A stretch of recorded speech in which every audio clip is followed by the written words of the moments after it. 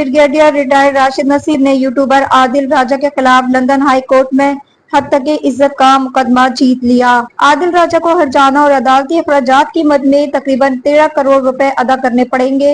जज ने करार दिया कि आदिल राजा ने ब्रिगेडियर राशिद नसीर को बदनाम किया और झूठे और बेबुनियाद इल्जामात लगाए। अदालत ने आदिल राजा को अपने तमाम सोशल मीडिया प्लेटफॉर्म पर फैसले का खुलासा शाया करने और झूठे इल्जामात को न दोहराने का हुक्म भी दिया है।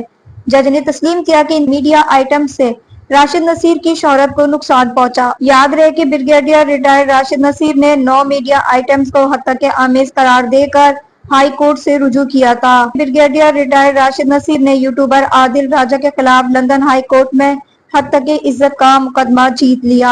आदिल राजा को हर्जाना और अदालती अखराजात की मद में तकरीबन 13 करोड़ रुपए अदा करने पड़ेंगे।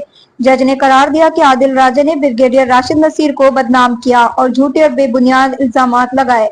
अदालत ने आदिल राजा को अपने तमाम सोशल मीडिया प्लेटफॉर्म पर फैसले का खुलासा शाया करने और झूठे इल्जामात को न दोहराने का हुक्म भी दिया है।